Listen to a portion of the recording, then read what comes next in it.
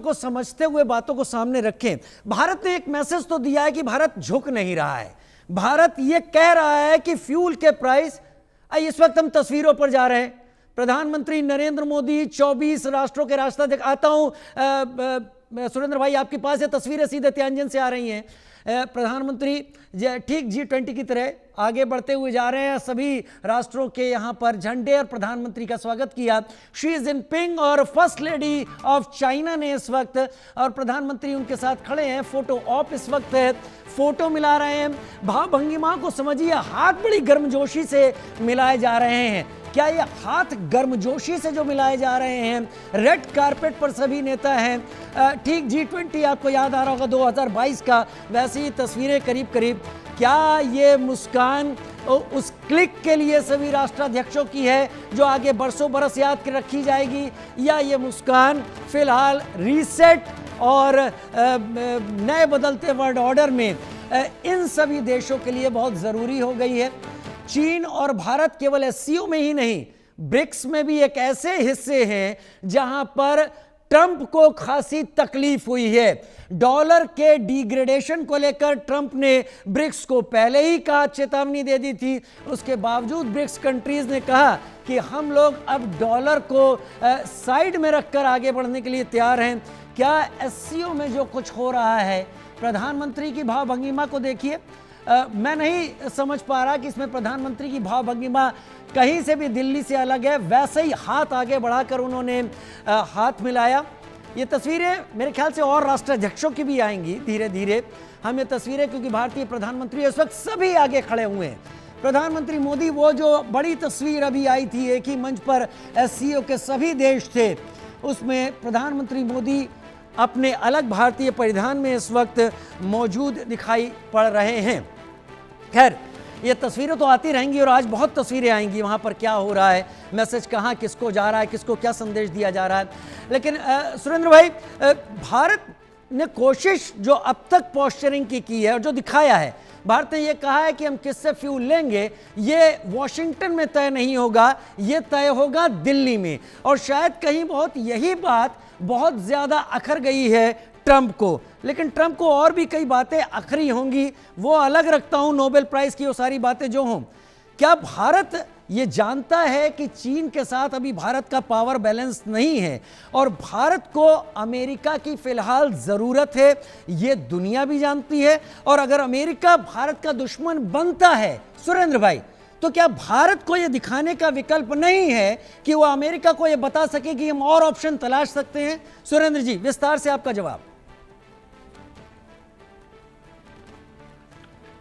राजीव भाई, मेरी तो समझ रहे, आप तो पूरा जितना सवाल पूछे मैं भ्रमित हो गया हूं। हम तो एक बात कहते हैं ना कि अभी जो आपने कहा कि हाथ मिला रहे थे मोदी जी, भाई मिलाएंगे ही। वो एक था ना कि कोई हाथ भी ना मिलाएगा जो गले मिलोगे तपाक से, ये नए मिजाज का शहर है, जरा फासलों से मिला करो। क्यों नहीं गले मिले अब के जी को, क्यों नहीं गले मिले इस बार, क्यों सिर्फ हाथ मिलाया?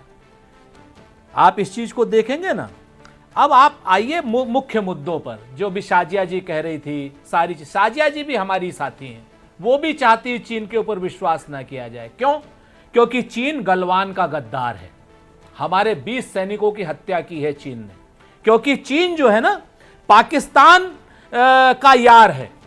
पाकिस्तान का यार किस लिए है? क्योंकि चीन ने ऑपरेशन सिंदूर में आतंकी पाकिस्तान को भारत के विरुद्ध आतंकी मंसूबों में सैन्य सहायता दी। ये मैं नहीं कह रहा हूं, सही नहीं सही कह रहे हैं, बाकायदा हमारे CDS अनिल चौहान कह रहे हैं। सही सुनिए ना, मैं मतलब आपको बताऊं, ऐसे चीन पर आप विश्वास करने जा रहे? जिस चीन ने, जब चीन के राष्ट्रपति यहां पर थे, उस समय वो हमारी सीमाओं का अतिक्रमण कर रहा था। अप्रैल 2020 से पहले का जो स्टेटस को एंटे है, उसको उसने अभी तक वो नहीं किया। हमारी सेना उन जगहों तक गश्त नहीं कर सकती जहां तक वो अप्रैल 2020 से पहले तक कर सकती थी।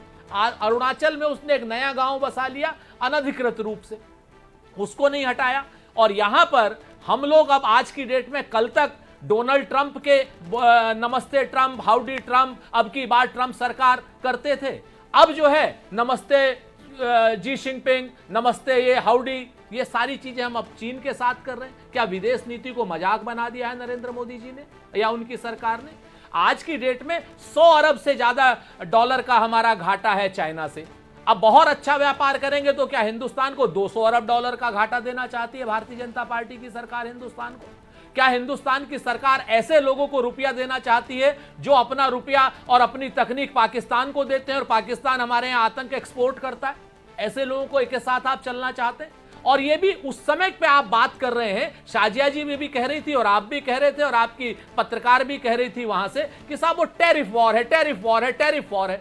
50% टैरिफ हमारे ऊपर लगाया है, बिल्कुल लगाया, लेकिन उनके कॉटन को हमने अभी कर मुक्त कर दिया, इंपोर्ट ड्यूटी मुक्त कर दिया। क्यों नहीं हमने उनके कॉटन पर 50% टैरिफ क्या नाम जवाबी लगाया?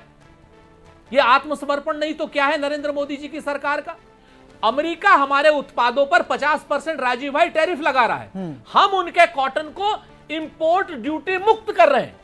आप इस चीज को देखिए, तो आप सरेंडर कर रहे हैं पूरी तरीके से, अमेरिका के सामने भी सरेंडर कर रहे हैं और चीन के सामने भी सरेंडर कर रहे हैं। जितना तेल हम खरीदते हैं रूस से, उससे दुगना तेल चीन खरीदता है, लेकिन चीन के ऊपर तो अभी टैरिफ नहीं लगाया। क्यों? चीन ने कहा था तुम टैरिफ लगाओ, हम डबल टैरिफ लगा देंगे। उनके ऊपर, चीन के ऊपर 100% टैरिफ लगाया उन्होंने, अमेरिका वालों ने। चीन ने उनके ऊपर 125% टैरिफ, दोनों का टैरिफ ध्वस्त हो गया। उन्होंने कहा नहीं नहीं नहीं, नहीं लगाएंगे। तो आदमी मजबूत आदमी के साथ व्यापार करता है, सरेंडर नरेंद्र के साथ व्यापार नहीं करता है। ये मैं आपको पहले बता दूं। आज की डेट में जो चीन पाकिस्तान को सपोर्ट कर रहा है, जो चीन अपने लाभ के लिए हमसे व्यापार बढ़ाना चाहता है कि पहले से 100 अरब डॉलर का घाटा है हमको, व्यापार इनबैलेंस है हमारा, तो अब क्या हम 200 अरब डॉलर का घाटा सहना चाहते हैं? और वही अमेरिका, जो अमेरिका हमारे ऊपर 50% टैरिफ लगा रहा है, वो अमेरिका को हम उनका कॉटन इंपोर्ट ड्यूटी फ्री कर दे रहे हैं। ये कौन सा व्यापार है, ये कौन सा गणित है? मेरी तो समझ में नहीं आ रहा। अगर आपकी समझ में आ रहा हो तो आप बता दीजिए। भारत की व्यापार नीति बिल्कुल मल्टीलेटरल पोलर वर्ल्ड होना चाहिए, हम तो बिल्कुल मानते हैं। हम तो वसुधैव कुटुंबकम को भी मानते हैं। क्या नाम, नेहरू जी ने नासिर और टीटो के साथ नॉन अलाइंग मूवमेंट को भी तैयार किया था। नॉन अलाइंग मूवमेंट की इंदिरा जी अध्यक्ष भी रही थी। 143 देशों को हमने यहां पर वो किया था, होस्ट किया था। 71 में हमने अमेरिका को भी कहा था तुम्हारा 7th फ्लीट आए, चाहे 70th फ्लीट आए, हम तो बांग्लादेश बना के रहेंगे। लेकिन आज क्या हो रहा है? आज ये हो रहा है कि नरेंद्र मोदी की सरकार कभी चाइना के सामने समर्पण करती है, कभी अमेरिका के सामने समर्पण करती है। और ये दोनों लोगों का मानस पुत्र पाकिस्तान है। चीन का मानस पुत्र पाकिस्तान ना हो तो बता दीजिए, और अमेरिका का मानस पुत्र पाकिस्तान ना हो तो बता दीजिए।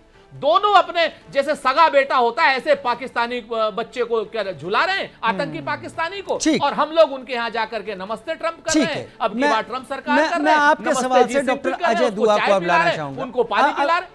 अभी सुरेंद्र भाई पूरा मौका अभी और भी देंगे, लेकिन आपके इस सवाल को मैं डॉक्टर अजय दुआ के पास लाऊंगा जो कि पूर्व वाणिज्य सचिव हैं। डॉक्टर अजय दुआ, अभी सुरेंद्र राजपूत ये कह रहे थे कि 50% का टैरिफ लगाया, हमने उनको रियायत देनी शुरू कर दी। क्यों नहीं हमने चीन की तरह से टैरिफ लगा दिया? जब चीन के ऊपर 145% का टैरिफ लगाया था, चीन ने 125% उसे कर दिया था उठाकर। क्या मैं इस तर्क को आपके सामने रख सकता हूं?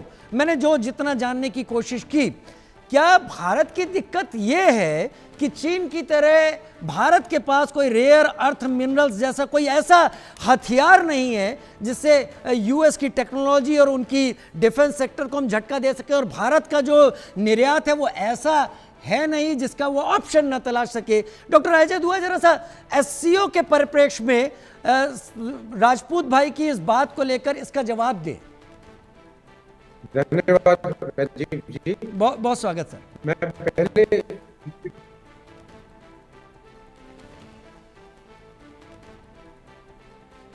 मुझे लग रहा है कि आवाज थोड़ी सी खराब आ रही है सर। डॉक्टर अजय दुआ जो हमारे साथ हैं, मैं इसी सवाल के साथ डॉक्टर अजय दुआ, जैसे उनकी आवाज़ ठीक होती है, ये सवाल ही उनके पास ले जाऊंगा क्योंकि ये सवाल कनेक्टिंग सवाल है। लेकिन शादिया, अभी जो कुछ सुरेंद्र भाई ने कहा वो उस पर आप भी बोल चुकी थी, उस पर काफ़ी चर्चा भी हो रही है, देश में भी चर्चा होगी इस दौरे पर, क्या है, क्या हुआ, क्या नहीं हुआ। लेकिन जो सिचुएशन बन रही है, क्या नॉन अलाइनमेंट की बात करने वाला भारत वर्तमान विश्व परिस्थितियों में उस पर एक खेमा चुनने के लिए दबाव बढ़ाया जा रहा है? और अगर हां, तो क्या भारत सरकार को, फॉरेन मिनिस्ट्री को ये लगता है कि ये गंभीर खतरा हो सकता है? क्योंकि जो ट्रंप कर रहे हैं उससे भारत ट्रंप को जवाब दे रहा है कि हमारे पास ऑप्शन है, लेकिन इससे खेमा चुनने की तरफ भारत नहीं जा रहा है क्या? सबसे पहले तो मैं बताऊंगी कि जो सुरेंद्र राजपूत की कॉटन ड्यूटी की जो बात है, वो सिर्फ भारत की टेक्सटाइल इंडस्ट्री, जिसमें 4.5 लाख लोगों पर सीधा प्रभाव पड़ेगा, उनको बचाने के लिए और उनको प्रोटेक्ट करने के लिए किया गया है। और इसमें confederation of Indian textile industry जो है, उनकी तरफ से कहना है कि जो इम्पोर्ट ड्यूटी का एग्जेम्पशन है वो बहुत बड़ा एक सपोर्ट होगा इंडियन टेक्सटाइल को, और जो अपैरल सेक्टर जिसे कहा जाता है, जो अभी जूझ रहे हैं इससे, कम से कम उनका नुकसान नहीं होगा और उनका काम चलता रहेगा। इसलिए इम्पोर्ट ड्यूटी को हटाया गया है, सिर्फ और सिर्फ लोगों के लिए। काश कि भारत और भारतीय का इंटरेस्ट देखते। अगर इनको भारत की फिक्र होती और भारतीयों की फिक्र होती तो ये ऐसी बात नहीं करते। वो भी जानते हैं कि भारत आंख से आंख मिलाकर बाकायदा यूएस के सामने खड़ा हुआ है और विकल्प भी ढूंढ रहा है, अलग अलग रास्ते भी ढूंढ रहा है।